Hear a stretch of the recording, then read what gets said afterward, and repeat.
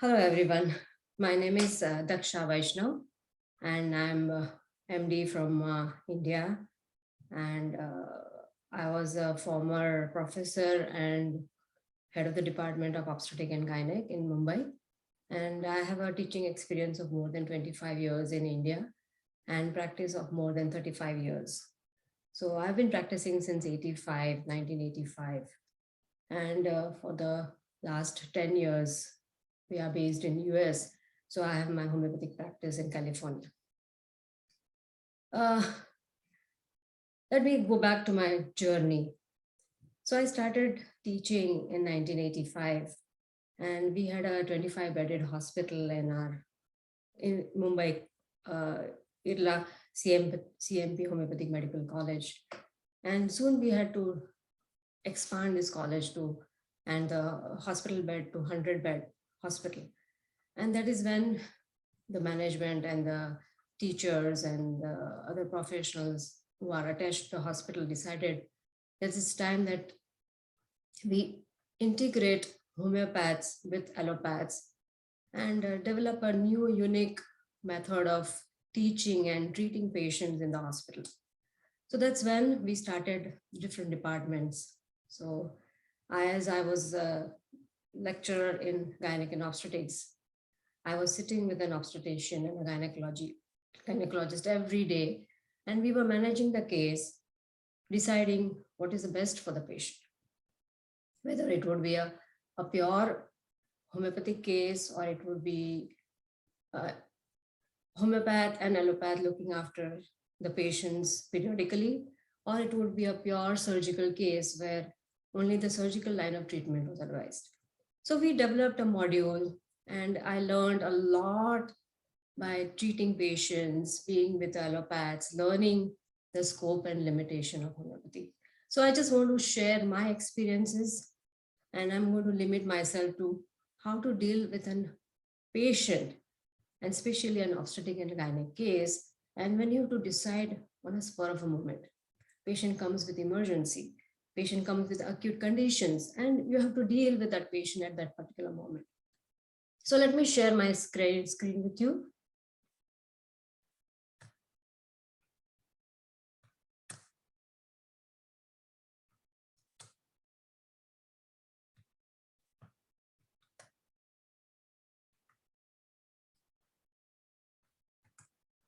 So let's start with a very interesting definition of a woman. Politically very, very incorrect definition. This is what my professor used to tell. He was a gynecologist, and this is whom I've learned a lot. A woman is a biped who menstruates once a day, who defecates once a week, menstruates once a month, and parturates once a year. So this is the definition of just a female species.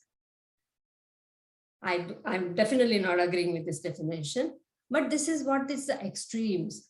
A female can hold her urine, and she usually just can. Sometimes you see in India, we don't have so much of sanitation. We don't have we don't have many facilities for female. They can just hold their urine, and that's why females have more chances of developing a urinary tract infection. They have a tendency for constipation, and it's very, very much known in females to have constipation. And to be more precise, even during pregnancy, as you know that the female hormone progesterone has a relaxing effect on the smooth muscle fibers of the body. So she has a tendency for constipation. It could be hormonal. She menstruates once a month. That's a very, very physiological. Cycles can vary between 28 to 35 days cycle. And that's very, very normal. Menstruation once a month. And in the olden times where the patients were not aware of the contraceptions, and the contraceptions also has developed in the last 100 years. So you see your grandmother and the great-great-grandmother, they have children of almost 8, 10. So they used to deliver every year. So this is a definition of a woman, politically very incorrect, but this physiologically very, very true. So how do I approach when a patient walks into an OPD with an acute condition? If and as I'm going to concentrate only on obstetric and gynec case, so yeah, you start with a chronic case with a good history. You have a good totality of symptom. It's a chronic condition, whether it is a hormonal condition or it is a menstrual irregularities or difficulty in conception. Yeah, your job is done. You have a good history. You can make a good totality of symptom. You can approach this case in a proper constitutional way. But you are sitting in OPD, a patient comes with positive symptoms. Or if patient comes in an acute emergency, she comes with sudden episodes of bleeding PV.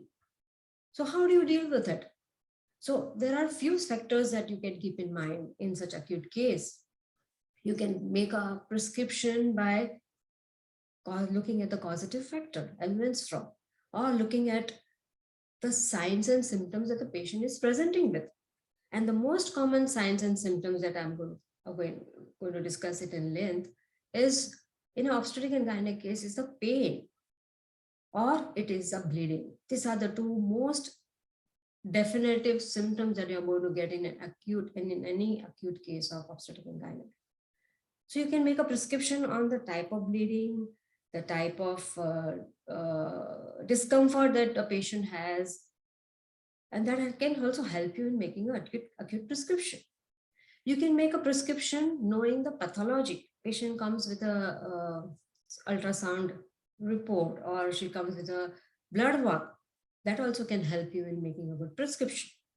Or now the patient is in the OPD, patient is an outdoor patient has to be examined, and either you are very proficient in examining the patient. There may be many homeopaths who are working with the obstetric and gynecology, or they have themselves has developed a lot of experience in dealing with the patients. They can examine the patient and they can find out what is the right approach in that particular case. You can make a prescription by knowing the diagnosis of the patient. And finally, if you have a investigation, then definitely that is going to help you in making a good prescription. So treatment on the basis of signs and symptoms, especially in a case of an acute bleeding or an obstetric case. So two most important symptoms in obstetrics is again definitely the pain and the bleeding. So what are the different drugs that you can think of when patient comes in acute pain? Now, if I just look at a patient who is in, say, for example, she is 3 months pregnant and she comes with a bleeding. So what are you going to ask for? The type of pain, whether it is a colicky pain or a cramping pain, or it is going in particular direction, whether it comes from the front and coming from the back, coming to the front, whether it is going around the pelvis, then you can think of a drug called Viburnum Opulus. I've used these drugs, and whatever drugs that I've used in my practice, I'm going to share with you.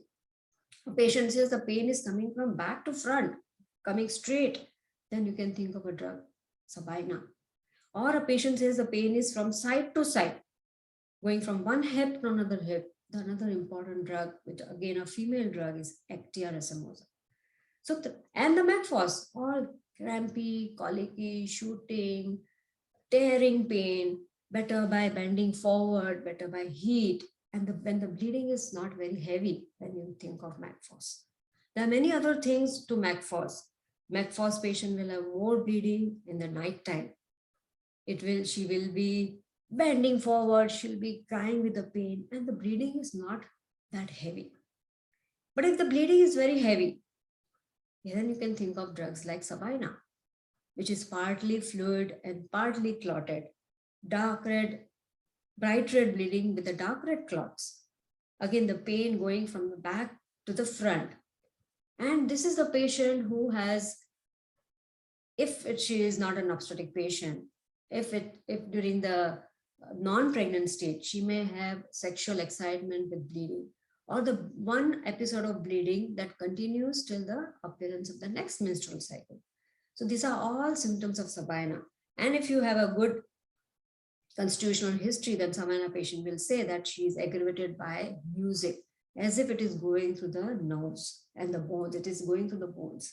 And this sabina bleeding, the moment you ask what gives you relief and what makes it aggravated, she'll tell you the moment she starts walking or there is the slightest exertion, the sabina bleeding, the patient floods with the bleeding. So there are many remedies that you can differentiate from the type of bleeding. Bright red bleeding, you can think of belladonna, phosphorus, ipecac, ferrum phos. Dark red bleeding, you can think of drugs like Thales pastoris. You can think of Trillium pendulum. You can think of dark red bleeding, Viburnum opulus. So many drugs which you can differentiate by just the appearance of the bleeding. Whether it is a clotted bleeding or it's a continuous passive oozing, the drugs are different. You can ask the patient whether bleeding is more during the daytime or during the nighttime. Bleeding more during daytime, you have drugs like Pulsatilla, you have drugs like Lilium-Tig, you have drugs like Causticum. And more during the nighttime, you have a MAG group, you have MACPHOS, you have MACCAB, you have Bovista. So there are so many drugs that can be differentiated by just asking few very specific questions in a patient coming with a bleeding period. This is about the knowing the pathology and then making a prescription. I have seen a lot of patients who have history of syphilis or syphilis in the past, and they have habitual abortions, or any patients with no reason found, but patient constantly has abortions. I've had very interesting case of almost 5 or 6 abortions, starting from 2nd month, 3rd month to 5th month patient coming to me. And there is absolutely, there was no other reason for her to have so many abortions. Maybe it's just the debility of the uterus, think of coliphylum. If she's aborting in the 2nd month, think of Viburnum opulus. If you think there's a hypoplastic uterus, you can think of Plumbum metallicum. So there's so many different drugs you can think of by knowing the cause or knowing the pathology why she's aborting. So another important drug that I have used successfully in my practice is Cifalinum. When a patient comes with either a septate uterus or patient, there's no unexplained repeated abortions, it's a syphilitic miasm. And I've used Cifalinum in hypotension infrequently in these patients. Or habitual abortions due to cervical incompetence. The patient gives you a definite history that, doctor, last time I was 5 months pregnant and my cervix had opened up and I was on complete bed rest, but the doctors and they couldn't salvage the pregnancy. So in that case, you can think of a drug, Sepia, which has a tendency for abortions in 5th or 7th month of pregnancy, where there is a cervix is incompetent. It cannot hold the pregnancy. Treatment could be on the basis of examination. Now this patient is, as I've just started, with 3 months of pregnancy with bleeding from bleeding for vagina. So when you examine this patient, what do you find? You find whether the cervix is open or closed. That gives you a very definite idea about whether you can salvage this pregnancy, whether homeopathy can be indicated in this patient. If the cervix is open, that means this pregnancy cannot be salvaged. The process of abortion is already started and you cannot stop this process. So in this case, you may have to give homeopathic remedies which can help in the contraction of the uterus. And you want this pregnancy to be from incomplete abortion or from incomplete abortion to you want this pregnancy to become an inevitable abortion and to help this patient go through a complete abortion. So you may think of drug like Cicalcor, which is prepared from methargin, and it works on the smooth muscle fibers. And that's why it's also a good drug for gangrene. So it contracts the uterus, helps in the contraction of the uterus, and then helps in expelling the products of conception. But if you examine this patient and you find that the os is closed, that means this pregnancy can be salvageable. That means she is in the very early stages of abortion. It's like a threatened abortion. So this pregnancy can be salvaged. And I have seen a lot of cases where patients give you different causative factor and you can treat these cases of threatened abortion. I remember a lot of cases where they come with shock, they come with fear, and you can give aconite as an initial drug to salvage this pregnancy. Or patient is very hyper excited, she's anxious, she's screaming, she's crying with the pain. And when you examine this patient, the patient has slight bright red bleeding. And when you examine internally, you find that the cervical os and the vaginal region is very, very hot and tender. Then you can think of belladonna in this patient. The other important causes of bleeding during pregnancy could not be an obstetric cause. It could be a gynec cause. That's very much possible. A patient has a gynec condition and she's pregnant. She may have a cervicitis, that's the inflammation of the cervix. Either it is because of some inflammation or some infection. The drugs or the managing this patient is completely different. It becomes an gynec condition in an obstetric patient. So the drugs will be different. So drugs would survive for cervicitis could be creosote, could be nitric acid, as those are the drugs even for malignancy, arsenic. So these are the drugs, or your dealing with the patient or your management of the patient completely changes when you examine this patient. Why examination is important? Because I've learned a lot that examination can really narrow down your scope and limitation. You can definitely tell your patient whether you can definitely help this patient or not. So it really defines the scope and limitation of homeopathy. As I just mentioned in one case, that the patient comes with bleeding and you find the cervical os is open, how much ever homeopathy you are going to give, it's not going to work in this patient. So you know that once the process, the nature has decided that this pregnancy needs to be terminated, you have to step back, and maybe the surgical hand will take care of the next process by completing the abortion. It helps in diagnosis if you examine the patient, whether it's an obstetric bleeding or a gynec bleeding.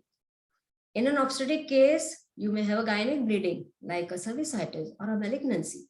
Or in a gynec case, a patient comes with 1.5 months amenorrhea and she has a history of irregular periods and she comes with spotting. So you're not sure whether it's an obstetric bleeding or a gynec bleeding, whether it's a menstruation or she was pregnant. So when you examine this patient, you'll realize that she will have all the signs of pregnancy if it was an early pregnancy and a threatened abortion. So examination is very important. Early malignancy can be detected. Earlier stages of malignancy, when you examine the patient, you see the cervix, which is bleeding on touch, which is a very initial sign of malignancy.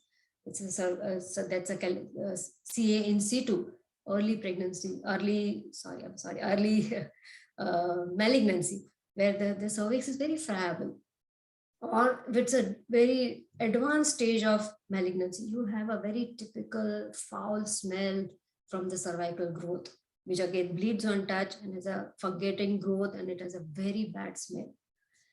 It also helps in prognosis after treatment. If it's a case of, say, for example, it was an acute case of mononil infection or a trichomonal infection or a bacterial vaginosis, and you have given a treatment, and after treatment, patient seems to be better, just examine her and make sure that everything is clean and everything is fine. Medico-legally, you are safe. You are making sure that you are taking the right steps for that patient and you're not missing out important could be diagnosis.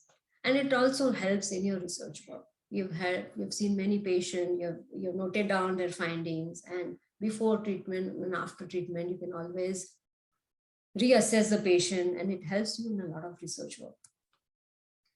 Again, examination is essential because it also decides and it also helps you in definitely the scope of the homeopathy, but it's important to know where exactly is the site of lesion. Whether it's an ovary that is at fault, or the fallopian tube is at fault, or a uterus is at fault. We have different organ remedies working at all the three different areas. So site of lesion is very important. Size of lesion is very important, especially in cases of fibroids. Now, why it is important? A small fibroid, but if it is situated inside the uterine cavity is going to be a problematic one. But if even if it's a big fibroid, the size of an orange or a lemon, but sitting at the top of the uterus, then patient could be asymptomatic. But as the fibroid grows, then patient can have symptoms. We'll come to that little later on. What is the type of lesion? Is it endometriosis? Is it an ovarian cyst? Or it is an adenomyosis?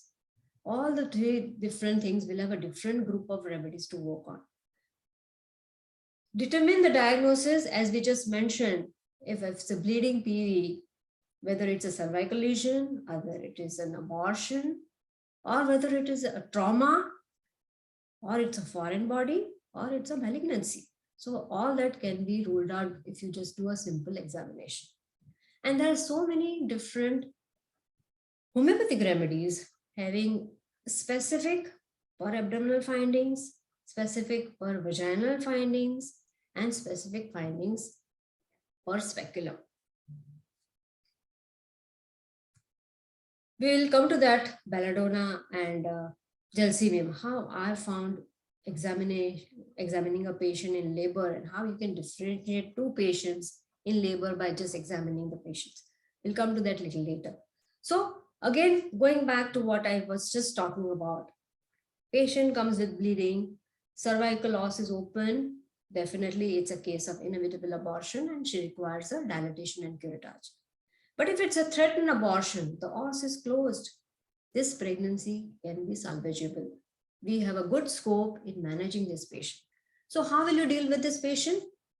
Whether you have a good causative factor or you have a very specific type of bleeding that is evident to you when you examine the patient, or patient gives you a good, very specific answers to your questions. So when you have a causative factor, patient says she was walking and she missed a step and the bleeding started.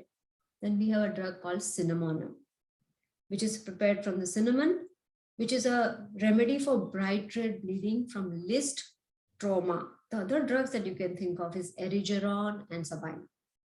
All three have got bright red bleeding. Erigeron also has got bright red bleeding, but she has irritation of bladder along with the bleeding from vagina. So cinnamonum, when nothing works, I've used this drug in a patient when nothing works. She has been bleeding and you've given all the regular remedies, sabina, Cicalcor, belladonna, but still the bleeding is not coming under control. And I've used cinnamonum with very good success in some of the patients. Arnica, as everybody is aware of arnica, from trauma, from overexertion, either patient was aware of the pregnancy or she was possibly not aware and she went for a hike or she went for a cycling and then the bleeding started. Think of arnica. If there's a history of fright or a strong emotion, then you definitely know aconite, chamomilla, cimicifuga, and opium. Bad effects of fear still remaining. Opium. Cimicifuga, when the patient is very impressionable, very emotional, where the pains are from one hip to another hip. And more the pain, more the flow. That is a very typical sign of or symptom of cimicifuga. And chamomilla patient, she's very irritable. She said, doctor, do something. Or they are the one who just cannot tolerate the pain. That's why it is called as homeopathic morphine. So chamomilla is one of the drug which can be used where you want to relieve the patient of the pains, extreme pain, and they are very irritable with the pain. If they are in labor, chamomilla patient has kicked the doctors because they just cannot deal with the pain. But the chamomilla bleeding is dark red in color. So that's a chamomilla patient. Now, again, you have to, as we've been just talking about, the two main important symptoms in obstetric and gynec is pain and the bleeding. So type of bleeding, bright red bleeding, belladonna is just one remedy. Sabina, trillium, phosphorus, cinnamonum. So many drugs have got a bright red bleeding. But the way patient presents, you know the belladonna patient, how she presents. Acute pain, pain coming suddenly and going away suddenly. She shouts, she screams with the pain. She can become delirious with the pain. She can have a high fever with the pain. But if the patient comes with dark red bleeding, then you have a different group of drugs to be thought of. Whether it's a sickle cord, then the os is open. If the os is closed, please don't give sickle cord. If it is dark red and she screams with the pain, chamomilla can be thought of. Dark red and she's bending forwards and she says, doctor, give me a hot water bag. I mean, that gives me relief. Magphos can be thought of. Colocin can be thought of. But dark pain, and when you examine this patient, you find that the membranes, the fetal membranes are still intact. They are bulging, but the os is just slightly open with colicky crampy pain. The patient says the pain is labor-like pain, but going from back, going around the pelvis, and then going down to the inner group of muscles in thigh. Then you have a drug called Viburnum opulus. And there's another group of, Viburnum, which is also a good drug for threatened abortion or repeated abortions. And I've seen Viburnum opulus patients, they usually have bleeding in early pregnancy, usually second month. Because I'm telling you, second month, there are so many remedies for bleeding in third month. Sabina, sickle cord, Merck, Colophyllum, all this will have third, sepia, all will have third month abortions. So as I was telling you about the examination finding and how you can differentiate the remedies by just examining her in labor. And I was fortunate enough to be there for a lot of patients during labor, and I've managed a lot of patients in labor with homeopathy. So by looking at the patient, examining the patient, now this is an example of a patient who has a prolonged labor. She is in either a primary uterine inertia or she could be in a secondary uterine inertia. So what is typically seen in a patient who is an elderly priming? That's a belladonna patient. If it's a priming and she has very mild pains, fleeting pains, pain flying in all different directions that you can think of, either pulsatilla or a Colophyllum patient. But now I'm just describing the two different patients in labor. One is belladonna. So what is belladonna? She's an elderly priming. Earlier, the definition of elderly priming was the one who is conceived or who is pregnant after almost 30 years of age. But now the definition is changing. But she is an older elderly priming. And how is she describing her pains? Her pains are infrequent, sudden in onset, and sudden in regression. It's a very fleeting pain. Usually the labor pain is supposed to last for 30 to 40 seconds, but a belladonna patient, it comes and it goes very fast. By the time the uterus contracts, it suddenly starts even relaxing. And when you look at this belladonna patient, she's hot, she's flushed, she has high, she may be running temperature, and her hand is hot to touch. She's irritable and she's screaming with the pain. So when you examine this patient, you find that the contractions are infrequent. The uterus becomes hard and suddenly it's all gone. And when you examine this patient, you find that the vagina is very hot, very tender. The cervix is tightly closed. There is a spasmodic or contraction of the cervical muscles. Remember belladonna patient. Belladonna has a sphere of action on circular muscle fibers. So the circular muscle fibers of the cervix are tightly closed. I remember one patient long back in 1990 possibly, a very good friend's wife. She was in early labor and she was in labor for almost 12 hours, but the progress was not seen. She was almost 4 centimeter and then there was no further dilatation of the cervix.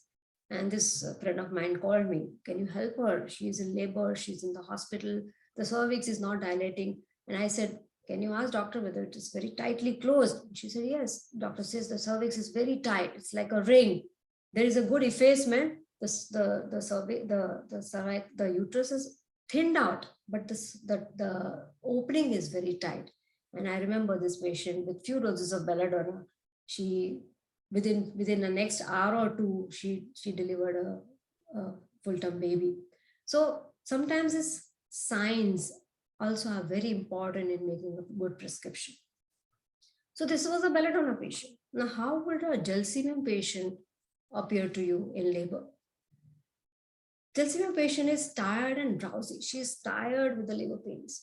And these are the patients that you can see that just fall off in the process of labor. They are so tired, the uterus is so tired, uterus just gives up. So it's like a case of a secondary uterine inertia. And I was fortunate enough to see a lot of labor in the municipal hospital that I was attached to. There you literally see that patients are so tired. And sometimes you wonder that in middle of a labor pains, which is supposed to have a very excruciating pain, the patient dozes off, So that's a complete relaxation that you see in a gelsemium patient, which is completely opposite to that of a belladonna patient. The patient says that as if with every uterine contraction, the fetus is sort of as if ascending with the pains. When you examine this patient, uterus appears absolutely relaxed, as if there is absolutely no power in the uterus. And when you do a per vaginal examination, there will be two very important findings for gelsemium patient. Either the uterus, the cervix is very hard and unyielding. It's absolutely rigid. It's just refusing to open up. Or it is soft like a putty, like a soft mud-like appearance of the cervix. These are all the different signs of uterine atony. Membranes are bulging, but no contractions. So this is a very typical of a gelsemium patient in labor. So when you find that you have these findings, either you yourself are very proficient or you are managing the labor and you have these findings and you know your drug is going to work. Treatment on the basis of investigations. So I've had some opportunities to see ultrasound showing vanishing twins. There are twins, there are multiple twins, triple pregnancy, or sometimes you find twins and one of the twin is thriving, one of the twin is sort of no more there, and it's all like going and getting degenerated. So in this case, when you have a vanishing twins, you have either one fetus which is not developing. In these cases, I've seen that arnica helps in absorbing that fetal tissue and the bleeding stops at least. Maybe when she delivers, she will deliver that part of that fetal part. But when the bleeding can be at least stopped by giving arnica to this patient. If it turns out to be a vesicular mole, the bleeding during pregnancy could be due to vesicular mole, then the remedies are a little different. If it's a missed abortion, the abortion is sort of taken place, the fetus has stopped growing and it remains in the uterus. Say, for example, a patient comes with 10 weeks of amenorrhea. So you expect the uterus to be 10 week size. But when you examine this patient or when you get an ultrasound done, you realize that the baby has or the fetus has stopped growing after 6 weeks of pregnancy. And you cannot hear any fetal heart sounds. These are the patients which come with dark red bleeding, minimal bleeding, or if they're in a process of throwing the pregnancy out, then they'll have heavy bleeding and the cervix starts opening up. So if it's a case of missed abortion, again, the homeopathy management is going to be different. You are going to either help patient complete the abortion or these patients require a dilatation and curettage. If a patient comes with septate uterus and she has a difficulty conceiving, as I just mentioned some time back, I've seen patients with uterine anomalies like bicornuate uterus or a septate uterus. You cannot treat that septate uterus. You cannot treat that bicornuate uterus, but you can help this patient conceive when that septum has been removed. That was a congenital anomaly. So you can think of giving cephalalinum after the surgery of the septate has been removed or the bicornuate uterus has been corrected. And I've seen many patients respond very well after a dose of cephalalinum. Or the ultrasound shows that a patient has a very hypoplastic uterus. The uterus is smaller than normal size, and that's why she cannot reach the term. Then you can think of drugs like plumbum metallicum, which is a good drug for hypoplastic uterus. So this was a case of obstetric patient. And how do you approach obstetric patient, or what is the practical way of dealing with an obstetric case? Now, in the same way, if a gynecological case comes to you, and to be precise, that if it's a fibroid case, how do you deal with it? So a fibroid patient can have a multiple manifestations. I have seen patients who come with fibroid and it was just an incidental finding on ultrasound, or they had a difficulty in conceiving. You could get a ultrasound done, or ultrasound was done for some other conditions, of course, the pelvic ultrasound, and they found a incidental fibroid, and patient is asymptomatic. Then dealing with this patient is little different than a patient who comes with the acute symptoms of fibroid. And these patients of fibroid would either have menorrhagia, that's excessive bleeding, or it could have, patient could come with spasmodic dysmenorrhea, or patient can come pretty late when the fibroid reaches almost 14 weeks size of pregnancy, they can come with pressure symptoms. So how do you deal with patients who are asymptomatic fibroids? So if you just look up the rubric fibroids or tumors, uterus in repertory, you'll find a lot of small drugs. Of course, aurum metallicum is a deep acting remedy, but aurum mur natronatum, I've used this in a lower potency, 3x or sometimes 30.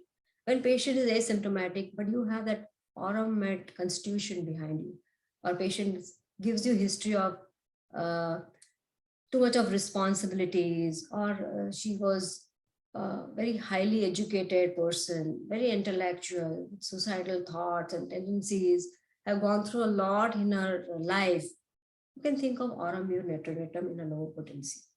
Aurum metallicum itself is also a very good drug when patient comes with tumor of the uterus and she may not have actual symptoms of fibroid.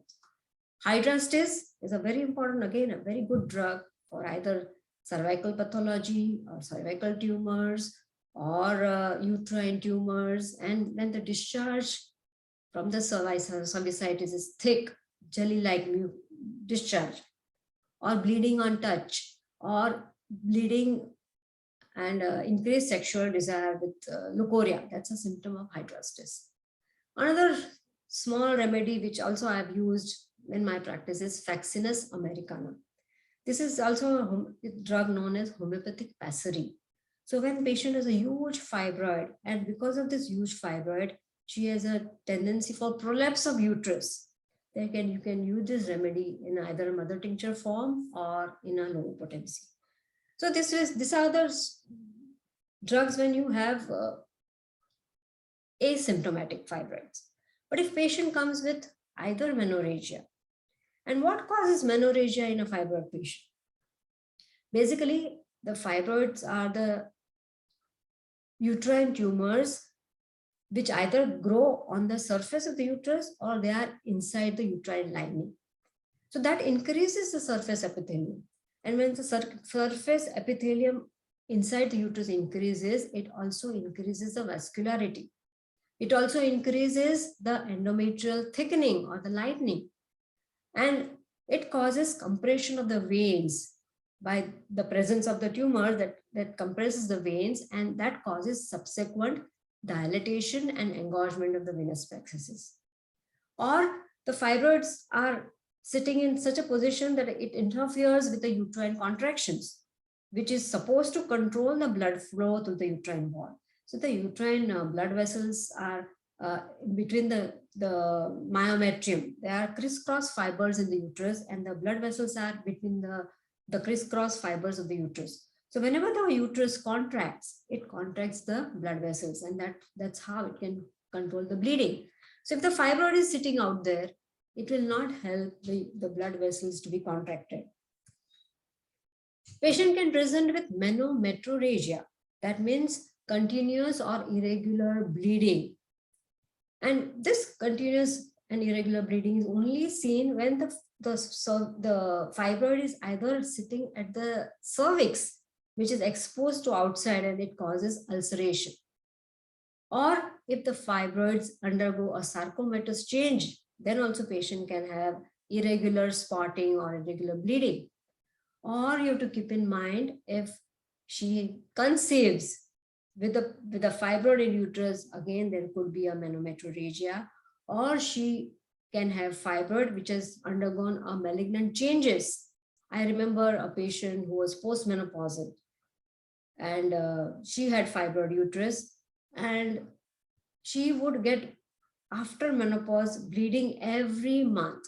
When her periods were due, she would get little spotting, and eventually it turned out that she had a fibroid which had turned a sarcomatous changes, and of course she required a hysterectomy later in life. So drugs for menorrhagia from fibroid: erigeron, bright red bleeding with irritation of the bladder and rectum and aggravated by least motion. Hemamilase, more of a dark red bleeding, passive oozing, painless, and soreness of the uterus. And she has menses only during the daytime, like pulsatilla, like causticum. The other two important drugs that I have used very frequently in a patient with bleeding because of the fibroids. These are the specific remedies where there is a bleeding from fibroids. And if you read Boric, it's all very clearly mentioned that the bleeding is because of the fibroids. Thelespi bursa pastoris, I've used it so many times. But the indication for me of Thelespi bursa pastoris is there are uterine fibroids with a crampy, colicky pain. And there's a lot of expulsion of clots which relieves the pain. And menses or leukorrhea leave a very fast stain. And she complains of a soreness of the uterus on rising. And if you read more, then yes, Thelespi bursa has alternate periods, very profuse. So more of a bright red bleeding. It's also a homeopathic catheter. So something by the way. Okay, the next important drug is a trillium pendulum, which is again a bright red bleeding every 2 weeks. Now, the other drugs where the bleeding continues till the next period is Cicalcor and Sabina. There also you can differentiate all the 4 drugs. So menses every 2 weeks, bleeding is bright red, but what is important in trillium pendulum is there's a gushing flow.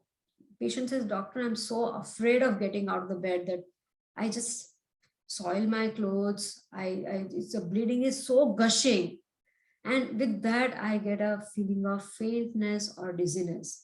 And one more peculiar sensation that trillium pendulum has is sensation as if the bones of hip, back, and thighs are falling apart. And this sensation is better by a tight bandage. So these are very wonderful drugs. I've used them in a lot of acute conditions, and they really work very well. Another drug is Ustiligo. This is a drug I've used for postpartum hemorrhage when the bits of placenta remain inside, or uterus is not involuted completely. Or it's a very good drug for fibroid uterus or post-menopausal bleeding, or if you think it's a precancerous condition, then Ustiligo can definitely work. And what is it? The typical symptom of Ustiligo? It is a dark red bleeding, partly fluid and partly clotted, like Sabina. But Sabina is bright red bleeding, which is partly fluid and partly clotted. It's a good drug for climacteric, after abortion bleeding. Cervix is spongy, easily bleeding. You should have your antenna up when you see that cervix is easily bleeding, could be a malignancy. Uterus is hypertrophy, and there is a subinvolution of the uterus, especially after delivery. Vincan minor, used few times for specific for uterine and cervical polyps, where there is a continuous hemorrhage with debility and post-menopausal bleeding. What causes dysmenorrhea in a fibroid patient? When the submucous tumor stimulates the expulsion of uterine contractions, not a very common condition, or for small fibroids sitting at the uterotubal junction, which stimulates the contractions. So like our heart has a pacemaker, even uterus has a pacemaker, and one of the uterotubal junction is usually the pacemaker. So if your fibroid is sitting at that pacemaker region, then that pacemaker is going to keep stimulating uterus to go into contraction, and patient can have dysmenorrhea. As we just mentioned, Macphos, a very good drug when the bleeding is not very profuse. Colic is better by flow. Flow is more at night. Menses is dark. Menses is stringy, tarry, scanty, and indelible stains of the menses. And the drug is Medorinum. Sabina, when the pain is from sacrum to pubis, the bleeding between the menstrual cycle with sexual excitement, menses early, profuse, watery, bright red with dark red clots, which are aggravated by least motion, but sometimes better by walking. So this is a contradictory modality in Sabina. Sabina, some patients say that slightest motion and it aggravates, and sometimes it is better by walking, like Ferromet and Pulsatilla. Other drugs for dysmenorrhea could be Veratrum album.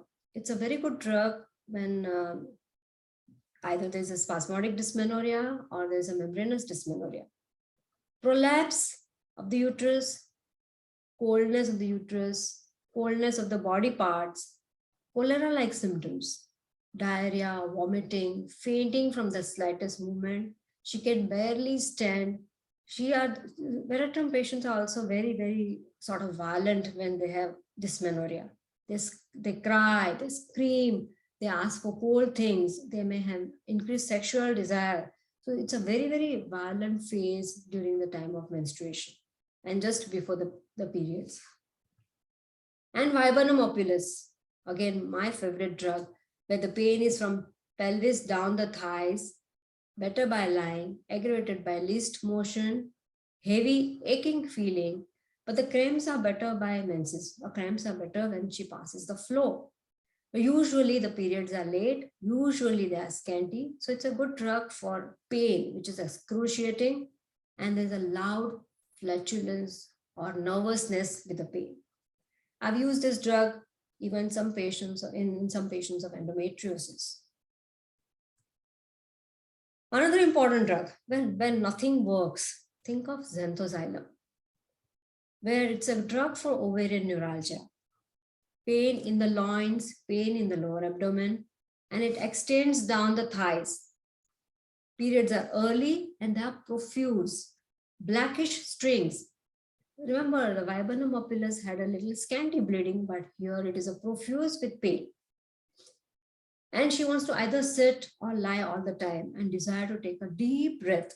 Constantly, she's sort of feeling she has to take a deep breath in order to get relief. Maybe it could be a hysterical symptom because of the severe dysmenorrhea.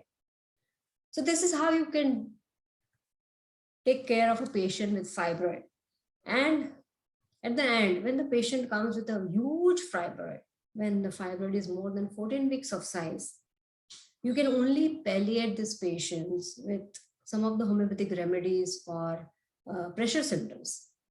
I remember one patient in the US, she had a huge fibroid, almost up to the size of coming to the umbilicus, almost like 18 to 20 weeks of pregnancy size. And the only other chief complaint, she didn't have menorrhagia, she didn't have dysmenorrhea, but the only problem she had is difficulty breathing. So she went to so many doctors thinking that she has a breathing problem. And how she was given inhalers to relieve her difficulty breathing, but that was just a temporary relief.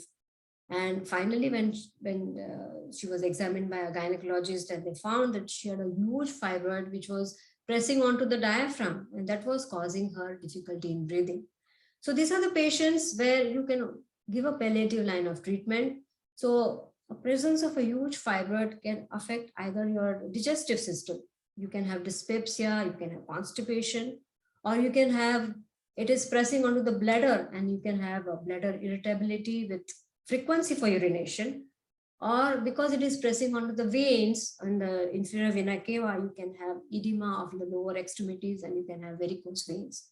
So in this case, you can think of drugs with like Apis, which has an effect on urinary frequency.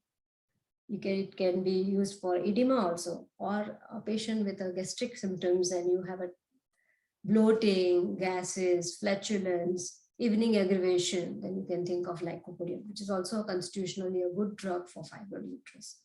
So I just wanted to give you a little idea about how to deal with an acute case or a chronic case, but specifically when you have to make a fast prescription or when you have a paucity of symptoms. So this was just my idea of how to look at the obstetric and gynec case. And with this, I think we'll finish the session today. And you can reach me at daksha@drvaishnav.com or office@drvaishnav.com. So my email address is office@drvaishnav.com. And just wanted to share my experience and my journey in homeopathy and obstetric and gynec. And thank you, everybody. Thank you, everyone.